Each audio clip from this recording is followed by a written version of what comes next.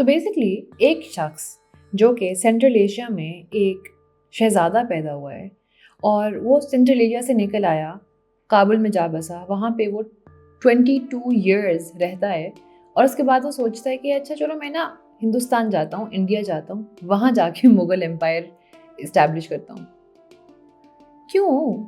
आखिर क्यों? ठीक है, आप सेंट्रल एशिया से आ गए तो आप काबुल में क्यों नहीं रह गए? काबुल में आपने इतने साल लगाए, आपने उस जगह को क्यों छोड़ा आखिर? ये सब कुछ एज़ वी नो, ये सब कुछ ज़हीरुद्दीन मोहम्मद बाबर करता है, जो कि मुगलिया सल्तनत का पहला बादशाह है। अस्सलाम वालेकुम, मेरा नाम है मिशा और खुश आमदीद तारीखी टेल्स में। आज जब हम सोचते हैं मुगलों का तो हम सोचते हैं इंडिया, एकदम हमारे दिमाग में आता है इंडिया और सारे आर्किटेक्चर उनका, मुख्तलिफ चीज़ें, मुगल्स, इंडिया। लेकिन उस दौर में अगर आप किसी से कहते हैं कि ये जो आदमी है सेंट्रल एशिया में बेचारा मारा मारा फिर रहा है, जो काबुल में इतने साल रहा है, ये हिंदुस्तान में जाके एक बहुत बड़ी सल्तनत कायम करेगा बरे सगीर में जाके, तो लोग कहते हैं अच्छा ओके, बता देना जब कर दो। लेकिन ऐसे ही होता है। और ये समझने के लिए कि बाबर ने ये फ़ैसला क्यों लिया कि वो आखिरकार इंडिया जाता है, वहाँ से स्टार्ट करके उज़्बेकिस्तान, मॉडर्न डे उज़्बेकिस्तान से स्टार्ट करके, तो ये समझने के लिए सबसे पहला सवाल ये है कि आखिर बाबर ने सेंट्रल एशिया क्यों छोड़ा था। जैसा कि आप में से कुछ लोगों को पता होगा, मैंने बाबर की सेंट्रल एशियन लाइफ फेज़ के बारे में बहुत ज़्यादा वीडियोस बनाई हैं क्योंकि मुझे बहुत दिलचस्प लगी थी सारी कहानी और मुझे बहुत मज़े का लगा था कि एक इंसान इस हद तक ढीठ कैसे हो सकता है। I loved it. तो वो मैंने बहुत ज़्यादा वीडियोस बनाई हुई डिटेल में, आप वो देखना चाहते हैं तो मैं वीडियो के एंड पे लिंक कर दूँगी। लेकिन अभी मैं आपको एक लुब-ए-लबाब बताती हूँ उस कहानी का कि बाबर बेसिकली पैदा हुआ था फ़रगाना में 1483 में। फ़रगाना जो कि आजकल मॉडर्न डे उज़्बेकिस्तान में पाया जाता है, वहाँ पे वो पैदा हुआ था, एक शहज़ादा बिल्कुल। और उसके पास एक बड़ी मज़े की चीज़ थी कि वो दो तरफ से अपनी बादशाहत को जिता सकता था। एक तरफ से लड़ी आती थी अमीर तैमूर की, दूसरी तरफ से चंगेज़ खान की। तो बाबर के ख़ानदान में दोनों तरफ से वो बहुत बड़े बड़े हुक्मरानों का आगे आद-औलाद में आता था। लेकिन बाबर ने जितनी भी कोशिश की ना, जितनी भी, और उस बेचारे ने बहुत कोशिश की, believe me, Babar Central Asia में अपने आप को इस्टेब्लिश नहीं कर पाया, वो कोई भी वहाँ पे सल्तनत नहीं चला पाया। और बिलखसूस जब भी उसने समरकंद लेने की कोशिश की, अब समरकंद वो शहर था जो कि अमीर तैमूर का कैपिटल था और वहाँ पे आज भी बहुत खूबसूरत बिल्डिंग्स, चीज़ें उसी दौर की बनी हुई हैं। तो और वो हर तिमुरिद शहज़ादे का ख्वाब था कि हम समरकंद के हाकिम बने। तो बाबर ने जब भी कोशिश की समरकंद लेने की, एक शेबानी खान नामी आदमी जो था ना, उसकी वजह से बाबर हमेशा मार खा जाता था और ये काफ़ी दफ़ा हुआ। और उसके बाद बाबर ने सोचा कि अच्छा ठीक है, नहीं हो पा रहा मेरे से। उस वक़्त ना 1504 की बात है ये, कि ना बाबर के पास आर्मी बची थी कोई, ना कोई फ़ौज थी, ना उसके पास कोई पैसे थे और वो बहुत ही दिल बर्दाश्ता था। और वो अपनी माँ, अपने भाइयों के साथ, चंद लोगों के साथ वो ये फ़ैसला लेता है कि हम सेंट्रल एशिया छोड़ रहे हैं और एक दरिया है, अमू दरिया, हम उसको पार करके जा रहे हैं उस खित्ते में, तकरीबन जिसको आज हम अफ़गानिस्तान के नाम से जानते हैं। तो वहाँ जब बाबर जाता है तो एक मोज़ा होता है और दरिया पार करते ही बाबर के पास एकदम एक मंगोलों की फ़ौज खड़ी हो जाती है। और ये कैसे होता है सारा कुछ, ये डिटेल्स बहुत ज़्यादा मज़े की हैं, ये आप उन वीडियोस में देख सकते हैं। तो अब जब उसके पास एक फ़ौज आ जाती है तो बाबर की नज़रें जा पहुँचती हैं काबुल के ऊपर और वो काबुल पे कब्ज़ा करके फिर काबुल के अगले 22 ईयर्स वो वहाँ हुक्मरानी करता है। लेकिन इस सब के बाद आखिर वो क्यों बरे सगीर चला जाता है ना? अब इस चीज़ की कुछ मुख्तलिफ वजूहात हैं। बाबर जब काबुल ले लेता है तो उसके बाद भी तकरीबन 10 सालों तक बाबर की कोशिश यही होती है। ये नहीं था कि एकदम काबुल लेते हैं, वो सोच रहा है अगला कि इससे बरे सगीर चलते हैं। नहीं, अगले 10 साल वो बेचारा यही कोशिश करता है कि वापस मैंने जाना है सेंट्रल एशिया और समरकंद हासिल करना है, और वो अटैक्स भी करता है समरकंद पे।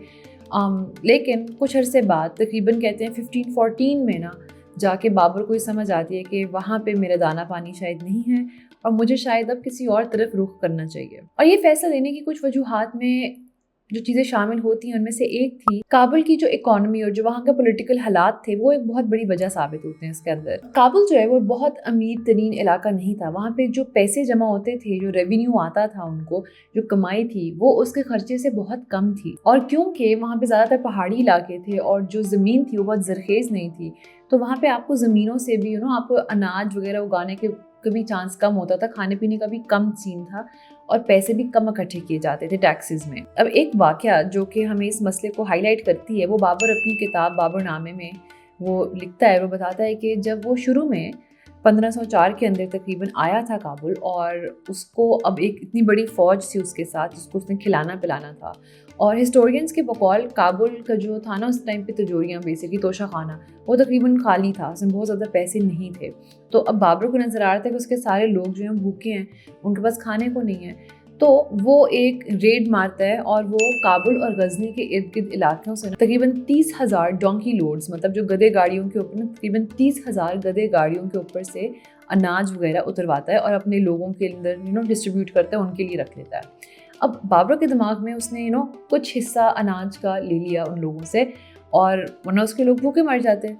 तो अपनी किताब में वो ये किस्सा इस तरह बताता है बहुत साल बाद कि वो बहुत अफसोस होता है उसको इस चीज़ का, क्योंकि उस दौर में उसको ये अंदाज़ा नहीं था कि जितना अनाज उसने ले लिया लोगों से, वो तकरीबन कुल अनाज था उनका। और उसकी इस हरकत की वजह से काबुल में और गजनी में बहुत सारे लोगों ने सफ़र किया और बहुत मसलों से गुजरे वो। तो बाबर को बाद में समझ आती है, कुछ अर्से वहाँ हुक्मरानी करने के बाद, तब तो नया नया गया था ना, उसको आइडिया नहीं था। तो कहता है कि मुझे बाद में समझ आई कि मैंने तो बहुत गलत कर दिया, ये तो मैंने तकरीबन सारा अनाज ले लिया, मुझे आइडिया नहीं था, मुझे लगा मैं तो थोड़ा सा लिया है। उसको ये पता ही नहीं था कि इस खित्ते में अनाज वगैरह थोड़ा कम है। तो अब ये बाबरनामे की कुछ इंटरेस्टिंग बातें ये भी हैं कि एक हुक्मरान अपनी गलतियां मानता है उसके अंदर। वो एक समझता है कि मेरे से गलतियां हुई, मुझे ऐसे बेहतर करना चाहिए था। और अमूमन जो रॉयल हिस्ट्रीज़ होती हैं उनमें आपको इस तरह की चीज़ें नहीं मिलती। तो ये तारीख दानों की ना बहुत दिलचस्प किताब है। अब इसके अलावा बाबर को एक वहाँ पे मुस्तकिल रेड्स करनी पड़ती थी। बाबर को अगर वहाँ से लोगों से टैक्सेस लेने हैं या अपना कंट्रोल रखने के लिए ही उसको मुस्तकिल रेड्स पे रेड्स करनी पड़ती थी, जिनके ऊपर भी पैसा लगता था, वो पैसा जो इनके पास था नहीं। इसके अलावा काबुल में तजारत भी एक हद तक थी। हालांकि काबुल एक बहुत बड़ी ट्रेड रूट का हिस्सा था, वहाँ से काफ़ी ज़्यादा कारवान वगैरह गुजरते थे, लेकिन जो पैसे उनसे बनते थे वो उतने नहीं थे जो काबुल की जो गुर्बत थी ना उसको ऑफसेट कर सकते। वहाँ पे पैसों की ज़्यादा ज़रूरत थी, तो रेवेन्यू इतना ज़्यादा नहीं आता था तजारत से भी। एक एग्जाम्पल के तौर पे मैं आपको बताती हूँ कि बाबर लिखता है अपने किताब में कि काबुल खित्ते की जो फसलें हैं, जो लोगों का आना जाना है, तजारत है, इस सब को मिला के जो उनको पैसे आए हैं वो तकरीबन 8 लाख रुपए हैं। वो इसको ऐसे लिखता है कि जो विलायत, सहरानशीन और तमगा है, उसके जो पैसे आए हैं वो 8 लाख हैं, 8 लाख शाहरुखी हैं। और उसके बरक्स अगर आप 1526 में आगरा देखो तो आगरा शहर से ही सिर्फ जो रेवेन्यू आता है वो 26 लाख है। तो इतना ज़्यादा फ़र्क है बड़े सगीर में शहरों में की जो इमारत है उसमें और जो काबुल में है। तो ये बाबर खुद एग्जाम्पल देता है कि यहाँ पे इतनी कम पैसे हमारे पास आते हैं। अब इस सब के अलावा कुछ पॉलिटिकल वजूहात भी होती हैं जो बाबर को मजबूर करती हैं कि वो और तरफ देखे। पहली चीज़ तो जो वो खित्ता था पूरा काबुल और काबुल के इर्द गिर्द के इलाके, उधर कब्जा करना और अपनी हुकूमत जमाना एक्चुअली बहुत मुश्किल काम था। हम मुख्तलिफ अफगान ट्राइब्स थे और भी ट्राइब्स थे जिनके ऊपर कब्जा करना बहुत मुश्किल था। बाबर को बार बार रेड्स करनी पड़ती थी। वो रेड्स जिनको वो कहता था चापकून्स, और उनके ज़रिए वो उन पे कंट्रोल रखता था। जब वो अपनी फ़ौज लेके जाता था तभी वो लोग पैसे देते थे, टैक्स देते थे, इस तरह की चीज़ें। अगर वो नहीं जाता था तो वो नहीं देते थे। तो जो और बाबर अपने उसमें बताता है कि मैं इन सारे लोगों को, जो कि ट्राइबल लोग हैं, जो खाना बदोश टाइप होते हैं, यहाँ से वहाँ फिरते रहते हैं, मैं इनको अहले मामूर बनाना चाहता हूँ कि ये सेटल हो जाएं। ये सेटल हो जाएंगे किसी खित्ते के ऊपर तो इनसे टैक्स लेना आसान होगा। ये फिरते रहते हैं और बाबर को उनके पीछे पीछे जाना पड़ता था फ़ौज लेके उनसे टैक्सेस लेने के लिए। और जाहिर बात है किसी भी स्टेबल, अगर वो एक स्टेट बनाना चाहता था, एक एम्पायर, उसमें ऐसे बार बार करना, जो कि स्पेशली जब आपके पास पैसे नहीं है, بہت مشکل تھا. اور بابر یہ سارا کچھ بہت نرم دلی سے نہیں کر رہا ہوتا تھا. بابر بھی اپنے آباء و اجداد کی طرح جو کھوپڑیوں کے منارت وغیرہ بنا کے رکھتے تھے, وہ جو سنا ہوا ہے چنگیز خان کے بارے میں, امیر تیمور کے بارے میں, بابر بھی اس طرح کی چیزیں کرتا تھا, لوگوں کو مار کے ان کی اسکلز جمع کر کے ان سے منارتس بنا کے جاتا تھا عبرت کی نشانی کے طور پہ. تو اس سب کے باوجود اس کو بار بار جانا پڑتا تھا کیونکہ لوگ اس کے قابو میں نہیں آ رہے تھے. اور ایک اور مسئلہ تھا لمیٹڈ کنٹرول, یعنی کہ جو شہر تھے, جو بڑے شہر تھے, ان جگہوں پہ چلو بابر نے اپنے لوگ بٹھا لیے, ٹھیک ہے, کچھ اپنے ایڈوائزرز بٹھا لیے, وہاں پہ کنٹرول جما لیا. لیکن جیسے جیسے اب شہر سے دور جاتے تھے ان کی طاقت اور اتھارٹی بالکل ختم ہوتی جاتی تھی. بابر خود لکھتا ہے 1506 میں کہ ابھی تک یہاں پہ جو سارے لوگ ہیں ان کو اچھے سے میں کنٹرول میں نہیں لا سکا. اس کے اندر بہت زیادہ ایسے لوگ ہیں جو کہ بہت مسئلے پیدا کرتے ہیں. اس کے اندر آتے ہیں ترک, مغلز یعنی کہ منگولز, پھر خانہ بدوش, احمق و احشام, افغانز, ہزاراز. اب یہ کچھ ایشوز تھے جو بابر کو نظر آتے تھے افغانستان کے اندر. وہ خطہ جو آج کل افغانستان ہے, اس وقت اس کو افغانستان نہیں کہتے. تو وہ انڈیا کی طرف دیکھتا تھا, بر صغیر کی طرف, اس کو نظر آتا تھا شان و شوکت, پیسے اور اپرچونٹی. اب اس دور میں بھی جب آپ بر صغیر کو دیکھتے ہو تو لوگوں کو پتا تھا کہ یہاں پہ بہت عمارت ہے, زمین زرخیز ہے, بہت زیادہ تجارت ہے, بہت زیادہ سونا اور چاندی ہے. اور بابر اپنے بابر نامے میں کہتا ہے کہ مجھے ہندوستان کے بارے میں 5 چیزیں بہت پسند ہیں.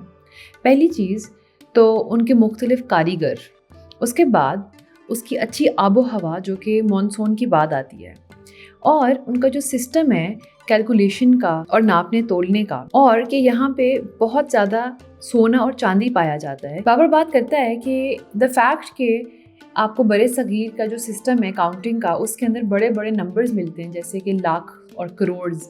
اس کا مطلب ہے کہ وہاں پہ اتنے بڑے اتنا زیادہ پیسہ جمع ہوتا ہے کہ ان کو اتنے بڑے نمبرز کی ضرورت پڑی تو یہ ایجاد ہوئے. باقی دنیا میں اتنے بڑے نمبرز نہیں پائے جاتے. اس کے علاوہ بابر کو بر صغیر میں سے لوکل لوگوں کے بھی خط آ رہے ہوتے ہیں کہ آپ یہاں آئیں. اب ان لوگوں میں کچھ شامل ہوتے ہیں عام عوام نہیں, جیسے کہ جو ایلیٹس ہوتے ہیں وہاں پہ, جو نوبلز ہوتے ہیں جیسے کہ دولت خان لودھی اور عالم خان. یہ لوگ جس طرح بابر کو خط لکھتے ہیں کہ آپ ادھر آئیں, ہم آپ کے ساتھ دیں گے, اور ابراہیم لودھی کے خلاف, جو کہ اس وقت کا حکمران تھا دہلی کا اور ایک اور مسلمان ہی تھا. ایک اور چیز جو بابر کو نظر آتی ہے وہ تھی کہ اس کے پاس اب ایک فوج ہے, اور وہ فوج تیار ہے لڑنے کے لیے. ان کے پاس ساز و سامان بھی ہے, یعنی کہ ان کے پاس تلواریں وغیرہ تو تھی ہی, لیکن بابر کی فوج کے پاس گن پاؤڈر اور بندوقیں بھی تھیں, جو کہ اس زمانے میں بہت ہی نئی ٹیکنالوجی تھی. اور جب بابر شروع میں اٹیک کرتا ہے پنجاب میں اور اس کو وہاں کامیابی ملتی ہے, اس کو سمجھ آتی ہے کہ اگر میں ٹھیک سے کروں تو میں ایکچولی کامیاب ہو سکتا ہوں یہاں پہ. ظاہری بات ہے اس کو کافی سال لگتے ہیں, اور پھر 1526 میں پانی پت کی جنگ کے بعد بابر جا کے صحیح سے اسٹیبلش ہوتا ہے ہندوستان میں, اینڈ اس کے بعد سٹارٹ ہوتی ہے مغل ایمپائر, مغلیہ سلطنت. لیکن یہ ساری وجوہات تھیں, ان سب کو ملا کے جو ہوتا ہے نا بابر کا وہ ایک نظریہ بنتا ہے کہ ٹھیک ہے اب وقت ہے کہ میں کابل کو چھوڑوں اور میں بر صغیر کی طرف بڑھوں.